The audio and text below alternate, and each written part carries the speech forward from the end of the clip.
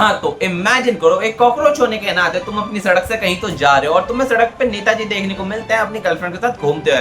तुम्हारा उनसे कोई मतलब नहीं है, तुम उन्हें इग्नोर करते हो, चले जाते हो, लेकिन वापस आते हुए वही सेम नेताजी उसी सेम हाईवे के ऊपर अपनी ही गर्लफ्रेंड के साथ हेंटाई करते हुए देखने को मिल जाते हैं। सचमुच में अब तुमसे वो इग्नोर नहीं होने वाले, अब तुम वहीं बैठोगे और एक ही चीज कहोगे, नेताजी जो आपकी परफॉर्मेंस है ना वो तो मतलब हद से ज्यादा खूबसूरत है, लेकिन काम में एक जो शालीनता होती है ना उसकी थोड़ी सी कमी है। जिस खूबसूरती के साथ आपने देश चुना है ना। हाँ, तो तुम लोग वीडियो के थंबनेल टाइटल सबसे समझ ही गए होंगे। Today we are going to talk about over sexualization in anime. और ये चीज सुनने के साथ ही तुम्हें लग गया होगा कि ये बहुत ज्यादा सीरियस वीडियो होने वाली है जहां पर मैं गंभीर मुद्दों के बारे में बात करने वाला हूं। तो ऐसा बिल्कुल भी नहीं है। हम यहाँ पे लॉजिकल पॉइंट्स के ऊपर बात करेंगे। आखिर सेक्सुअलाइजेशन से स्टूडियोज को क्या प्रॉफिट होता है, जापानीज गवर्नमेंट इसमें कुछ क्यों नहीं कर पा रही है, और क्या तुम्हें एनिमे में सेक्सुअलाइजेशन से दिक्कत होनी चाहिए।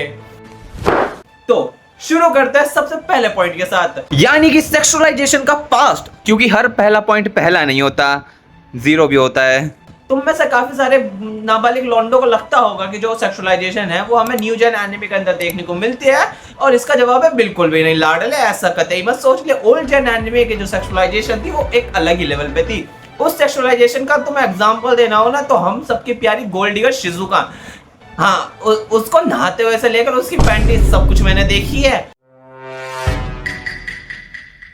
और इसका कारण क्या है? इसका कारण है जापानीज पॉप कल्चर।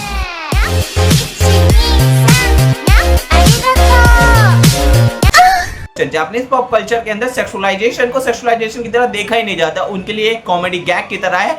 इनफैक्ट जो बीच एपिसोड होते हैं और जो मतलब बाथ हाउस एपिसोड होते हैं वो भी उनके लिए सीरियस नहीं है, वो भी एक काइंड ऑफ जोक है जिसको वो लोग ज्यादा सीरियस लेते नहीं है।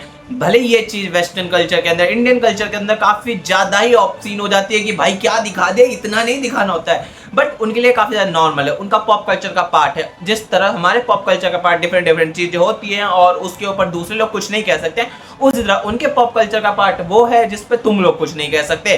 बट यहाँ पे सबसे बड़ा मोटिव यही आता है, क्या मतलब जरूरत है सेक्सुअलाइजेशन के एनिमे के अंदर, और आखिर क्यों ही किया जाता है। तो ओवर सेक्सुअलाइजेशन कैरेक्टर्स का एनिमे के अंदर इसलिए किया जाता है बिकॉज वो एक एक्सेप्शन है, एग्जैक्ट तुम कह सकते हो, और साथ ही साथ एक फैंटेसी है। फैंटेसी का मतलब भी होता है किसी चीज को ओवर एग्जैजरेट करके दिखाना, ऐसी चीजें दिखाना जो असली में हो नहीं सकती हैं, और वो तुम्हारे लिए असली दुनिया से निकलने का एक रास्ता है। और इसी चीज का फायदा स्टूडियोज उठाते हैं। स्टूडियोज बेसिकली एनिमे के अंदर ओवर सेक्सुअलाइजेशन को इसलिए ऐड करते हैं ताकि जो मतलब बहुत सारे लोग हैं जो कि नॉर्मली लोगों से अलग हो चुके हैं, एक लोनलीनेस की तरफ बढ़ते जा रहे हैं और अकेले बैठे हुए हैं और सो कॉल्ड प्रोज ओटाकू बन चुके हैं, ऐसे लोग इस तरीके के ओवर सेक्सुअलाइज कैरेक्टर्स को देख के काफी ज्यादा इन्फ्लुएंस हो जाते हैं, उन्हें पसंद करने लगते हैं, एक वन साइडेड रिलेशनशिप क्रिएट कर लेते हैं, और ये लोग स्टूडियोज के लिए बहुत ज्यादा प्रॉफिट क्रिएट करते हैं। आखिर किस तरह? सो बेसिकली एक एनिमे को बनाना भाई बहुत खर्चीला काम है। मतलब इनको बना के ना सिर्फ अंबानी अडानी खुश है, हमारे जैसे गरीब कॉकरोच तो कहीं पे भी नहीं आने वाले हैं। और मतलब इसको बना तो दिया जाता है लेकिन पैसा पूरा रिकवर नहीं हो पाता है कई बार, और ऐसे टाइम पर सबसे बेस्ट है ब्लू रे सीरीज को बेचना और मर्चेंडाइज बेचना, एक्शन फिगर्स बेचना, और तुम लोग कह सकते हो फलाना ढिमकाना, ऐसी और भी चीजें बेचना। और ये मैक्सिमम टाइम पे ऐसी चीजें उन्हीं लोगों को बेची जा सकती हैं जो कि ओटाकू बन चुके हैं और नॉर्मल दुनिया से रिश्ता रखना ही नहीं चाहते हैं। सो इस काइंड ऑफ स्टूडियोज को भी काफी ज्यादा फायदा होता है, ऊपर से रीच इकट्ठी होती है, क्योंकि जो सेक्सुअलाइजेशन होते हैं उसके दम पे तुम हाँ इकट्ठा कर सकते हो इंसान को कुछ नहीं चाहिए, बस उसे एक नंगा बदन देखने को मिल जाए, बाकी तो वो अपने जीवन में खुश है। और इसका फायदा एनिमे स्टूडियोज काफी अच्छे से उठाते हैं और ऑडियंस को इकट्ठा करते हैं, और यही वो रीजन है जिस वजह से एनिमे स्टूडियोज जो सेक्सुअलाइजेशन है उसको ऐड करते हैं एनिमे के अंदर। बट फिर एक और सवाल क्रिएट होता है, अगर ये ऐसी ही बात है तो जो गवर्नमेंट है वो इस पे कुछ एक्शन क्यों नहीं लेती है?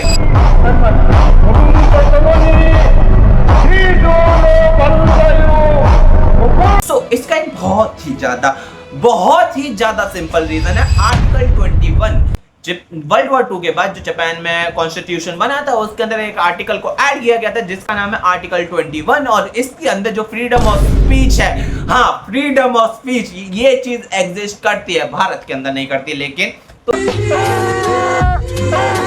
यहाँ पे कुछ बोल तो ना नेताजी डंडा लेके तुम्हारी गांड में डाल देंगे।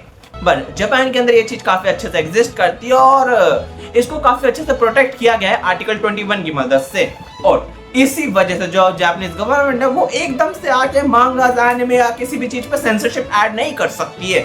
वो बस इस पे थोड़ा सा मतलब टाइम स्लॉट्स इनको बांट सकती है कि भाई तुम्हारे सीरीज के अंदर कुछ ज्यादा ही हो गया है, नहीं सही में कुछ ज्यादा हो गया, एक काम करो तुम रात में 1 बजे के बाद चलाओ इस चीज को। हाँ, क्योंकि उस टाइम तक मैक्सिमम टाइम पे जो बच्चे होते हैं वो सो जाते हैं और सिर्फ कौन बचते हैं, बड़े लोग बचते हैं और उन्हें तो जिस्म की भूख होती ही है।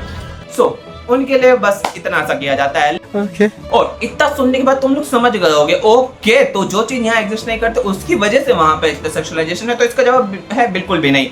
बेसिकली देखो, जो जापानीज गवर्नमेंट है ना वो भी इस चीज को बंद नहीं करना चाहते हैं। उनका एक प्रोग्राम है कूल जापान प्रोग्राम, समथिंग कुछ ऐसा नाम है, और उसके अंडर वो इस सब को बहुत ज्यादा प्रमोट करते हैं ताकि जो वर्ल्ड वाइड है वो जो जापान है उसकी एक इमेज बने और एक सॉफ्ट पावर क्रिएट हो।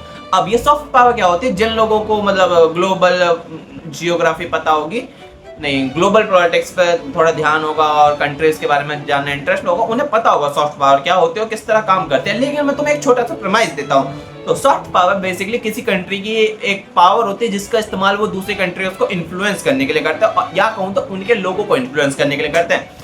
देखो, लॉकडाउन से पहले जब तुमने एनिमे देखना शुरू नहीं किया था उससे पहले तुम्हारा कौन सी कंट्री में जाने का सपना था? एक वेस्ट की कंट्री, जस्ट बिकॉज तुमने उस टाइम तक सबसे ज्यादा जो चीजें देखी थी वो था हॉलीवुड ड्रामा, हॉलीवुड मूवीज, ये सब कुछ। बट लॉकडाउन आया, लॉकडाउन के बाद तुमने जापानीज एनिमे देखना शुरू करा और तुम्हारी अब कौन सी कंट्री है जाने के लिए? वो है जापान, जस्ट बिकॉज क्योंकि अब जो तुम्हारे ऊपर इन्फ्लुएंस है वो जापान का ज्यादा है हॉलीवुड के मुकाबले। तो तुम अब अमेरिका की साइड से ज्यादा तुमने अपने रुख बदल दिए हैं जापान की साइड। इतना दोगलापन है तुम्हारे अंदर। और इस वजह से ना जो जापान है उनके पास काफी बड़ा वो मतलब टूरिज्म क्रिएट हो रहा है और लोग वहां आ रहे हैं और फंडिंग कर रहे हैं। तो जापान के लिए काइंड ऑफ इकोनॉमिकली भी बहुत अच्छा होता है, इसलिए वो इसको और बंद नहीं करना चाहते हैं। साथ ही साथ एक चीज है जिसपे वो कंट्रोल करते हैं और वो है ऑब्सिनिटी। हाँ, ये जो भी होता है, अब आर्टिकल 175 की वजह से वो जो ऑब्सिनिटी है उसको कंट्रोल कर सकते हैं, जहां पर जिसका नतीजा तुम्हें देखने को मिलता होगा। मतलब जो सबसे ज्यादा देखने लायक चीजें होती है ना उन पे ब्लर मार दिया जाता है या फिर पिक्सल बना दिए जाते हैं, या फिर एच मांगास के अंदर वो जो लाइंस है ना काली वाली वो ऐड कर दी जाते हैं, बिकॉज उन्हें दिखाना ऑब्सिनिटी के अंदर आ जाता है और जापान इस चीज की इजाजत तुम्हें नहीं देता है। बहनचोद। अब जो मैंने इतना कुछ तुम्हें बताया है इस सब का क्या तात्पर्य है? इसका ये तात्पर्य है कि जरूरी नहीं है कि जो एनिमे के अंदर सेक्सुअलाइजेशन आ रही है उससे बच्चे हरामी ही बन रहे हैं भाई।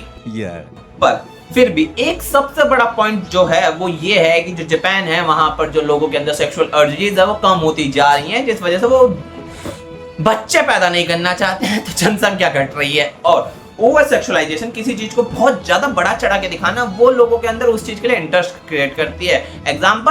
एग्जाम्पल भाई यही है। पहले तुम्हें क्या लगता था बच्चे कैसे आते हैं, लेकिन फिर तुम्हारे दोस्तों ने क्या किया, तुम्हें सीधा दिखाया और आज के टाइम पे तुम लोग एक पॉर्न एडिक्ट हो। हाँ, सो जापानीज गवर्नमेंट थोड़ा इसी चीज का इस्तेमाल करने की कोशिश कर रही है कि मतलब ये जो है ना ये एक मादा है और इसका एक जिस्म है जिसमें के पास ना कुछ बहुत खास चीज है, ठीक है? तो तुम्हें ना इस खास चीज को ढूंढ के निकालना है तो ढूंढो। और यही वो कारण है, मतलब जापान चाहता है कि जो उनके लोग हैं उनके तो थोड़ी सेक्सुअल अर्जीज जागे ताकि वो जो सेक्स हैं और हाँ बच्चे पैदा करने की तरफ बढ़े, क्योंकि भाई बुढ़े तो मैं भी पालना पसंद नहीं करूँगा। और इतनी सारी जो मैंने बातें बताई हैं इसका ओवरऑल तात्पर्य क्या है? इसका ओवरऑल तात्पर्य यही है कि एनिमे के अंदर सेक्सुअलाइजेशन शुरू थी, चलती रहेगी और आगे भी चलेगी। तुम कुछ नहीं कर सकते लाडले। और हाँ बस नहीं बताना था। तुम कह सकते हो कि मैं इस पे सीरियस वीडियो बना सकता था, एनिमे की बुराई कर सकता था, बट करने की क्या जरूरत है भाई? क्या ही जरूरत है भाई? सेक्सुअलाइजेशन है, क्यों है, बस तुम्हें ये पता चल गया, बहुत है। मुझे मतलब मैं एनिमे की बुराई नहीं कर पाया, इस चीज के लिए मुझे माफ करो और मैं बस जाता हूँ, बाय।